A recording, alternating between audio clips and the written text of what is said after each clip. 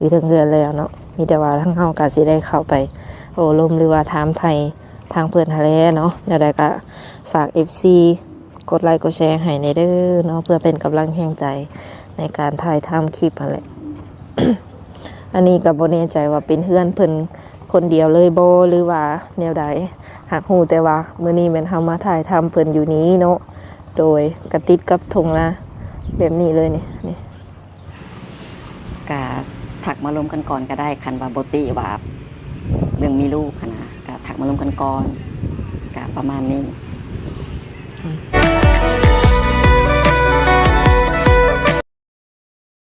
โดยสบายดีสวัสดีเด้อยินดีต้อนรับทุกคนเข้าสู่ช่อง YouTube ของสาวบุญเปียงสาวลาวเด้อมาพบมาพอกับสาวบุญเปียงในมื้อนี้เนาะกำลังสิเดินทางหรือว่าพา FC ไปหาสาวโสดทุกคนเลยซึ่งว่าสาวโสดคนนี้เนาะก็เป็นสาวโสดหน้าใหม่สาวเปียงเองยังบ่เคยถ่ายทำเปิ้นจ้าเตือนเนาะทุกคนมื้อนี้ก็สิเป็นครั้งแรกอะไรที่ว่าสิได้เข้าไปสัมภาษณ์หรือว่าเข้าไปโอ้ลมกับเพิ่นเนาะบ่ฮู้ว่าสาวโสดคนนี้สิตรงสเปคหรือว่าถึกมกถึกใจ FC บ่อันนี้ก็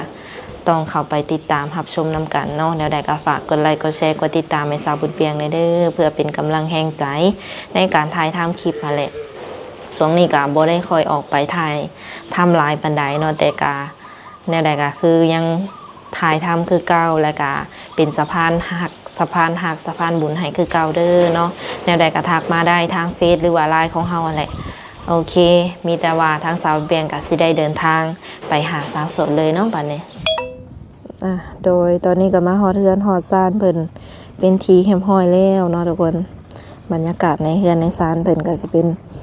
ประมาณนี้เนาะบรรยากาศดีแฮงแบบว่าอยู่ตรงไฮตรงหน้านะเฮือนกับตรงหน้าก็คือว่าเป็นอันเดียวกันเนาะจะซีรีวิวให้เบิ่งคร่าวๆก่อนทุกคนเลยนี่เพื่อนเพิ่นทุกคนเลยที่ว่าอยู่ทางหน้านี้เนาะ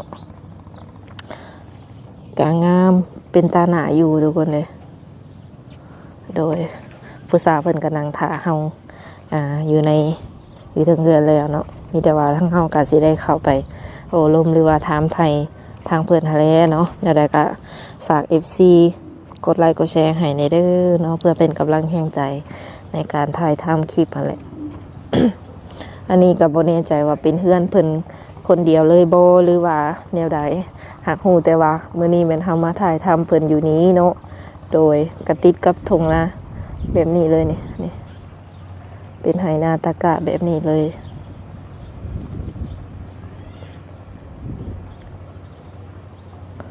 หอนทุกคนเลยไปน่าได้ก็ขึ้นไปหาเพื่อนเลยแบบนี้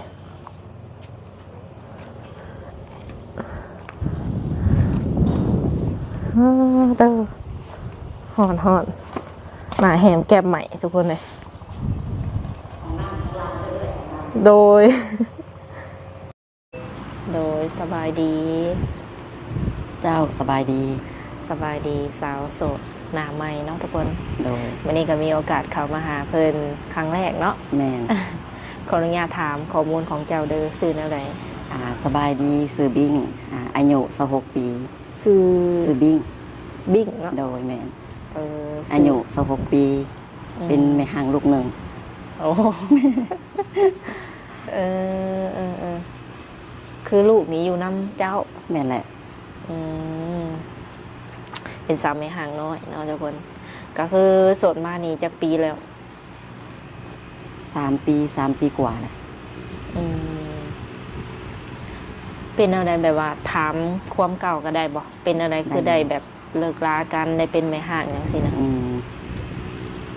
ก็อยู่นำกันบ่ได้ต่างคนต่างเบื่อกันแล้วก็เลยแบบแยกทางกันมีแต่เฮ็ดหน้าที่กันพ่อกับแม่แค่นั้นลูกนี่แบบว่าไปหาพ่อก็ได้มาหาแม่ก็ได้สิบอกแม่นแล้วแต่ว่าลักๆนี่เพิ่นอยู่น้ำไผลักๆก็อยู่น้ำแม่นอนอยู่พี่กินอยู่พี่เนาะแม่นแหละว่าเรื่องเงินเรื่องคำเพิ่นก็ส่งบ่ ถ่ายคลิปแต่ว่าเรื่องเงินเรื่องคำเพิ่นก็ส่งบ่แม่นเขาส่งตลอดก็คือส่งให้ลูกแบบเป็นเดือน ประมาณนั้น โดยกระทรวงทุกเดือนเหรอวะ แม่น โอ้อืมก็คือวันนี้นี่ออกมาเปิดใจแบบครั้งแรกก็ว่าได้เนาะ แม่น เออ ได้เอื่อยนะนะ เออ ผู้สาวมานาน เออเราสิเขินเจ้า เห็นอะไร ออกมาไทยหน้าฝุ่นนะก็มาดู เอ้ยอืมไอคลิปกันเด้อ ขาดแล้วแหละเราซักยังมาหน่อย เลยหน่อยแล้ว ไปกันสุดท้าย มาต่อกันเนาะแต่บันนี้เนี่ยก็คือว่ายาขาดหยังกันเรียบร้อยแล้วเนาะ แม่น แบบว่าความหมายว่ายาขาดแบบเป็นผัวเป็นเมียอย่างนี้สิ ยาขาดแล้ว มี มีแต่ สิทธิ์หึงหวงเนาะ ลมกันเรื่องลูก บ่มีสิทธิ์แบบว่าหึงหวงในฐานะแบบสามีภรรยาแล้ว แม่น ประมาณนี้ โดยแต่เปิดใจเมื่อนี้คิดว่าอยากได้ผู้บ่าวประมาณใดมีสเปคบ่ คันว่าเรื่องอายุกะ30ปลาย50คันว่าเรื่องนิสัยกะ เป็นคนใจเย็นรู้จักความขนาดตากะประมาณ เอ้าก ลางๆก็ได้หน้าตาบ่ได้เน้นแบบหล่อหรืออีหยัง เออหากระทายได้2 นาทีนึงโดย คุณ สาวโสดมาทักทายเนาะทุกคน ถ่ายกับต่อผู้ชายเวลา นี่ก็ได้ เดี๋ยวจะกำลังไปซื้อรถเที่ยวในรูปคน อืม ไม่เคยนอนเลย เรื่องอายุแบบว่าสูงกว่าหันนี่บ่มีสิทธิ์บอกแบบ สูงกว่าหันกะ 60อย่าง ป เสี ระ ย มาณรักหาซะคันรักโคกะวันอะไรแล้ว เอออ้าวหนุ่มๆ60แม่นเบิดสิทธิ์เนาะทุกคน คือทางเพิ่นรับได้สูงสุดแม่น50หรือว่า50กว่าๆนี้ได้บ่เลย พอได้อยู่ อ๋อบางคนบางคนนี่แบบว่าเพิ่นอายุหลาย แต่ว่ายังแข็งแรงได้ยังหนุ่มเนาะยังหล่อก็มี เคยเห็นบ่แบบหนุ่มอยู่ต่างประเทศอย่างประมาณนี้นะเพิ่นจะแบบดูแลตัวเองค่อนข้างว่าดีเนาะอายุหลายแต่ว่าโอ้ยังหนุ่มก็มีอะนะก็เลยถามเจ้าไว้ว่าบ่อยากเปิดโอกาสให้เพิ่นเลยบ่นะ ถ้าเกิดว่าประมาณ60ซะเนาะแต่ว่ายังแบบจากไหนล่ะ แข็งแรง ประมาณนั้นเป็นคนดูแลตัวเองซะเนาะกะได้อยู่ เออ แต่หลักๆกะ50กว่ากันพอได้ อยากได้คนที่แบบนิสัยใจคอเป็นแบบใด เป็นคนใจเย็นรู้จักความ อืม แล้วก็เข้ากับตัวเองได้แน่ หมายถึงเขากับเจ้าได้ แม่นิสัย อ๋อเจ้าเองเป็นคนนิสัยใจคอแบบใดเนี่ยใจห่อนหรือใจเย็น ใครว่าแบบตรงไปเลยเนาะ แมน ก็เป็นบางเรื่องได้ เออ บางเรื่องก็ใจฮ้อนบางเรื่องก็ใจเย็น เอา กับกลาง เออ ๆประมาณนี้ หายง่ายบ่เลยหายง่ายบ่แบบงุนงิดง่ายบ่ กับบ่อ อืม คันแบบบ่อีหลีหั้นนะกับบ่หายปานใด กับธรรมดา เอออยู่ในแบบกลางๆจ้ะเนาะ แม่น ก็บ่ถึงขั้นว่าสิบ่หายเลย ถ้าเป็นเมื่อก่อนตอนที่ยังบ่มีลูกก็ถือว่าใจฮ้อนอยู่ได้ เออ แต่พอมาแบบมีลูกแล้วก็ใจเล่นแบบใจเย็นแฮง อืม ประมาณนี้ มีลูกแล้วรู้สึกว่าเปลี่ยนไป แม่น เป็นคนที่ว่าสิว่าในอยู่ในกลางๆเนาะนิสัยใจคอเลยแบบว่ามักไปเที่ยวไปหยังอยู่บ่ไปหลินไปเที่ยวกลางค่ำกลางคืนนี่นะเพราะว่าเจ้าเองก็โสดประมาณนี้ ถ้าเป็นตอนที่ยังบ่มีลูกก็ มักไป มันก็เป็นแบบตามภาษาวัยรุ่นเนาะเรื่องกินเรื่องเที่ยว แต่ตอนนี้คือมีลูกแล้วค่ะ หยุดเรื่องไปเล่นแล้ว หยุดการเที่ยวแล้ว ห่างไห้ไปไห้กินเนี่ยก็กินได้บ่ กินได้ ทอแต่บ่อยากไปอันนี้ แม่น อ๋อ แต่ว่ากินแบบโดนๆเทอนึงค่ะนะกินอยู่เฮือนอยู่ซ่านได้อยู่ อืมคันผู้บ่าวมักกินมักเล่นนี่เด้ซะให้โอกาสอยู่บ่ ได้อยู่ เรื่องแบบว่ารูปร่างหน้าตานี่ทั้งเจ้าบ่เลือกบ่ว่าอยากได้คนแบบใดรูปร่างหน้าตาดีหล่อบ่หรือแนวใด คันว่าเรื่องหน้าตากะกลางๆซะเนาะ โอ้ พอไปพอมาซะหน้าตาก็ได้ เออ อืม เจ้าสูงจังแม่นก็ อันนี้บ่150 โอ้น้ำหนักอยู่ที่เท่าใด 47 อืม อาชีพการงานนี่คือเฮ็ดหยังอยู่ปัจจุบัน ขายเป็นแม่ค้า เป็นแม่ค้าขายแบบเกี่ยวกับหยังอันนี้เซาวิก ขายเครื่องหน่อยทั่วไป แบบแนวอยู่แนวกินนี่บ่ แม่นประมาณนั้น อืมมีห้านเป็นของตัวเองเลย แม่น โหบ่ธรรมดาเด้ซะเนาะแบบเปิดตลอดเลยบ่ห้านนี่แบบใด แม่นแหละเปิดตลอดขายทุกมื้อ อืม24 ชั่วโมง หรือว่าขายส่วงใด เปิดอันช่วงอัน5:30นปิดกะ10:00นประมาณนั้น อันหาโมงครึ่งตอนเช้าอ่ะ แม่น เออ ก็ขายเครื่องหน่อยธรรมดาคือแบบห้านขายของซ้ำทั่วไปนั่นแหละ เออ ขายแบบก็มีเกือบแบบว่าเกือบทุกอย่าง แม่น อืมมีลูกน้องมีพนักงานอย่างคักแหน่บ่ ก็ เออ เปิดห้านขายกับแม่2 คน โอ้เอาเกี่ยวมาที่ครอบครัวเพิ่นเนาะทุกคน ขออนุญาตถามเกี่ยวกับครอบครัวเนาะมีไอ้น้องกันจักคนเจ้า 8 คน ปาอยู่นํกันเบิดเลยบ่ เขาก็มีครอบครัวหมดแล้ว อืม ก็มีแต่ข่อยที่อยู่นำแม่ เดี๋ยวจะเป็นลูกคนที่เท่าไหร่เนี่ย คนที่สี่ คนที่สี่ยังมีน้องอีก ยาวเลย 4 คน เออ ผู้หญิงจะคนผู้ชายจะคน ผู้หญิงหาผู้ชาย3 โอ้แต่ว่าแบบน้องเพิ่นนี่ก็สิว่าไหนเฮียนบ่หรือว่าไปสร้างครอบครัวเบิดสุขุสุคน เอ้ยอ้ายนะมีครอบครัวกันหมดแล้ว ส่วนน้องก็เรียนจบแล้ว เขาก็ไปเฮ็ดเวียก อืม แม่น หลักๆนี่แม่นเจ้าอยู่กับแม่บ่ แม่นแหละ คนที่ว่าอยู่ปัจจุบันนี่มีเจ้ามีแม่ มีข่อยแล้วก็มีน้องหลาข่อย แล้วก็แม่3 คน ที่เหลือเขาก็ไปเฮ็ดเวียกกันหมดแล้ว อันขออนุญาตถามพ่อได้ซะ พ่อเสียแล้ว อ๋อเพิ่นเสียแต่โดนแล้วบ่ลืนเอาได้ แม่นเสียแต่โดนแล้วได้5-6 ปีละ อืมอ่า คือเจ้ากับคนเก่านี่แบบว่าก็มีสินสมศักดิ์อหย่างนำกันอยู่บ่ก่อนที่สิได้เลิกลากันมีแบบเป็นเฮือนเป็นซานเป็นรถเป็นรางบ่ กับบ่มีเรื่องรถเรื่องรางมีแต่เฮือนหลังนี้ อืม สร้างกันคือสร้างให้ลูกคนละครึ่ง โอ้แสดงว่าอันนี้นะให้ลูกบ่ แม่นให้ลูก โอ้สมมุติว่าเจ้ามีความหักข้างใหม่ เอาแฟนอีหยังมาอยู่เฮือนหลังนี้แม่นบ่ได้บ่ คือบ่ได้เพราะว่า เออ ข่อยกับเขาอะคนละครึ่งเนาะคือสร้างกันก็ตั้งใจสร้างให้ลูก ถ้าเกิดว่าข่อยสิมีแบบมีแฟนซะกะอันนั้นคือบ่ได้เกี่ยวกับอันเนี้ยนะบ่เกี่ยวกัน อืมก็ต้องแบบเอาสร้างเอาใหม่ แม่น ก็คือพากันไปสร้างหาใหม่หั่นแหละ โอ้หากสมมุติว่าเจ้าคือตอนนี้นี่เจ้ายังบ่ทันมีไผเลยอยู่ได้บ่ แม่น โอ้เลยพอเพิ่นสิมาอยู่ก็อยู่ได้ แม่นแหละ ของว่าคนละครึ่งเด้เนาะ แม่น อืม แต่เขาก็บ่มาเพราะว่าเขาก็มีเวียกหลายหั่นนะ อ๋อแต่เจ้าอยู่กับลูกนี่หลังนี้เลยบ่ แม่น ทุกมื้ออะนะแต่ละมื้อแต่ละวันอะนะ แม่นแหละ อืมเด้อแบบว่าทางเจ้าเองก็เป็นแม่ค้าอยู่เนาะ แม่น คือแบบผู้บ่าวแถวบ้านนี่นะแบบลูกของลูกค้านี่ก็เจ้าก็บ่ได้มาจีบบ่ มีอยู่ แน่น กับจักสิว่าจังไดล่ะ คือแบบ ยังบ่อยากมีตอนนั้นกะ อืม ก็คือยังแบบ อยากเบิ่งลูกอยู่ อยากทำมาหากินอยู่ค่ะนะก็ยังบ่ได้คิดเรื่องนั้น อืม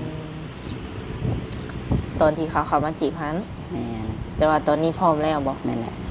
100%เลย อืม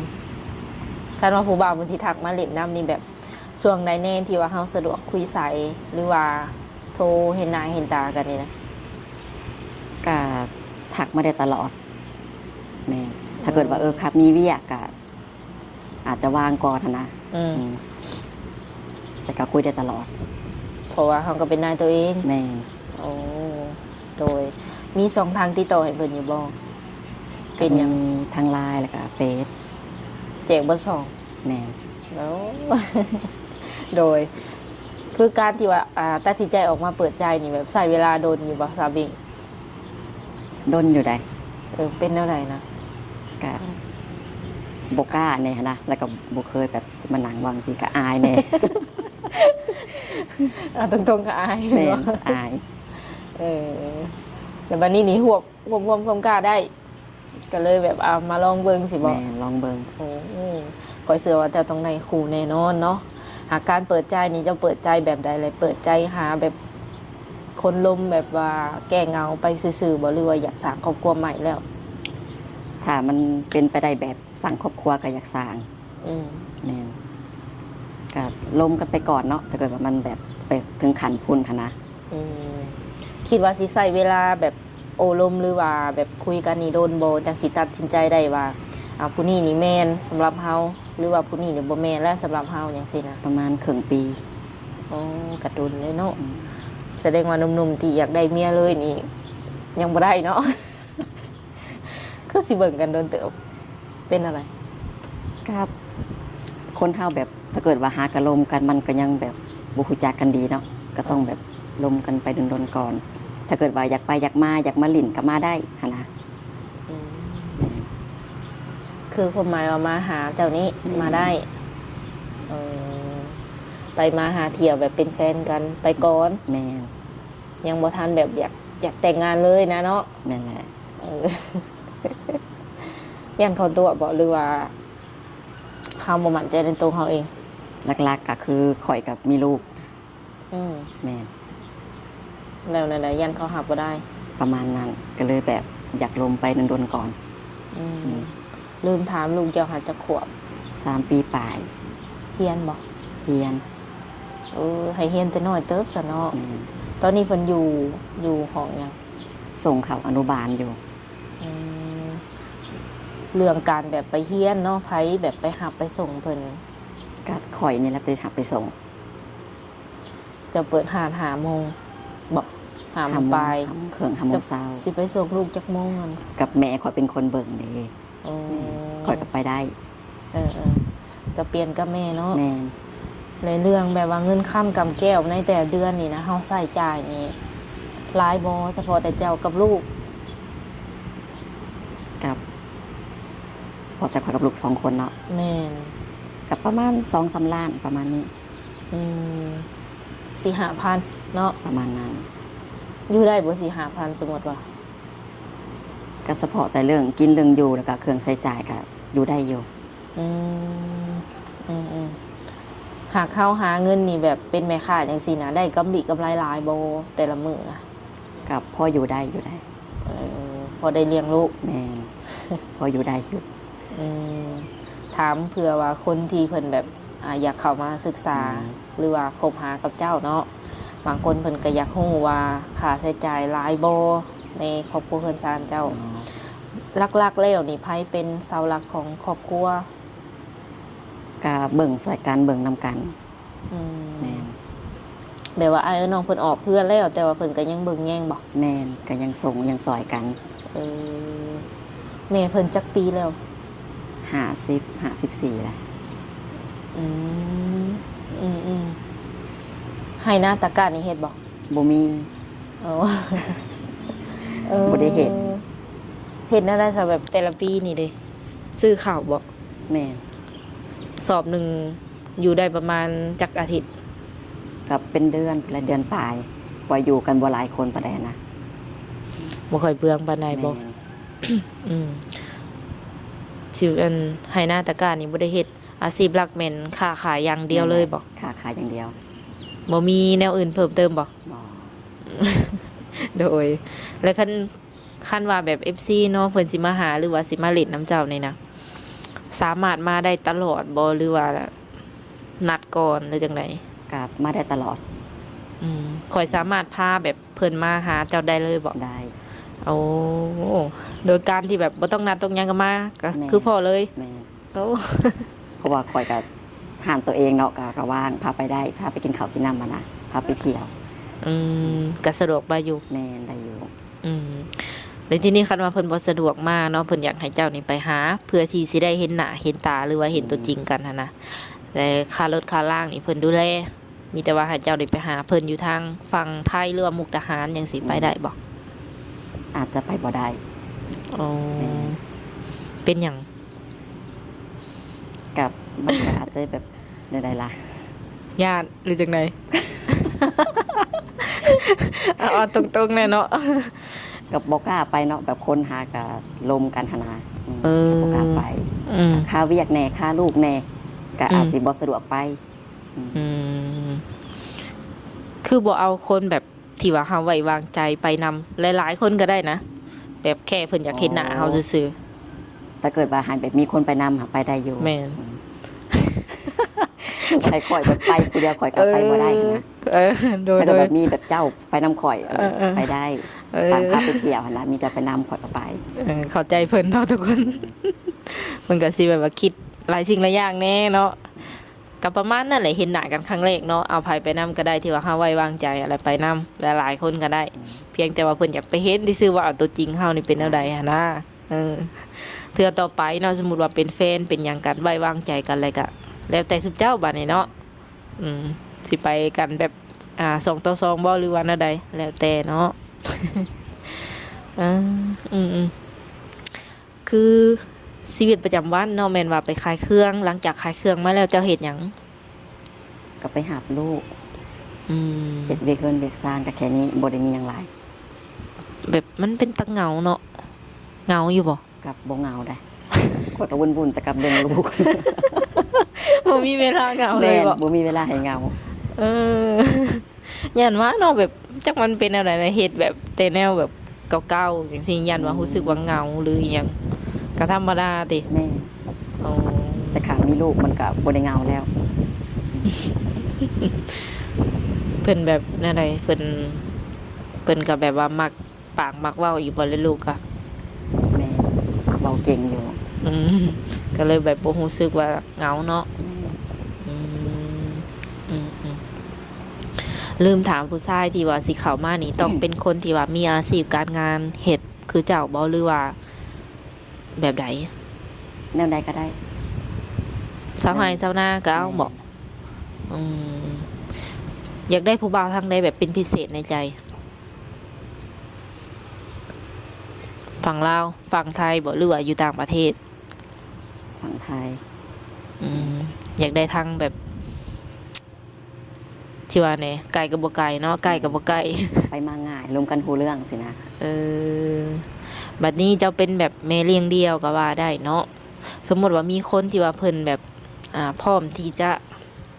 คบหาหรือว่าเบิ่งแยงเฮาจังซี่นะ อ่า มื้อหน้ามื้อในได้เป็นแบบว่าสามีภรรยากันแบบเพิ่นสามารถเอาแบบเจ้าไปอยู่เฮือนเพิ่นได้บ่สมมุติว่าอยู่ฝั่งไทย แล้วเพิ่นมาเอาเจ้าไปอยู่ฝั่งไทยนำเอาตัวอย่างเนาะ อืม ไปได้บ่ ถ้าจะไปให้แบบให้ไปอยู่เลย แม่น อาจจะบ่ได้ อืม มีแต่แบบไปมาหาสู่กัน แบบเที่ยวไปเที่ยวมาได้อยู่ ถ้าให้ไปแบบไปอยู่ประจำตลอดก็คือสิอยู่บ่ได้ ในใจเจ้านี่อยากเอาทางใดเป็นหลัก ฝั่งลาวหรือว่าอยู่ฝั่งบ้านสามี ก็หมายคือแบบ คือแบบ ไป ว่า มา เฮา หาสู่กันสิบอก แม่นแบบเฮาอยากอยู่ไสเป็นหลักแหละเฮาอยากอยู่บ้านนี่บ่หรือว่าเฮาอยากอยู่ทางนั้นแหละเที่ยวมาเล่นทางนี้สินะ จุดรักก็อยากอยู่บ้าน อ๋อ คิดฮอดบ้านบ่ เพราะว่าบ่มีคนอยู่นำแม่ อืม คนอื่นเขาก็มีครอบครัวของเขาหั้นนะ หากแต่ว่ามาอยู่ลาวนี่เฮาต้องได้นับหนึ่งใหม่แม่นบ่นับหนึ่งใหม่เลยได้แม่นบ่ตั้งแต่ดินดอนตอนหยาขึ้นไปแม่นบ่ กับบ่ถึงขันพุ่นก็ได้ เออ ไปอยู่สมมุติว่าข่อยไปอยู่พุ่นเนาะประมาณเดือน อ้าว ข่อยก็กลับมาอยู่เฮือนข่อยไปอยู่นำแม่ข่อยสินะ เออ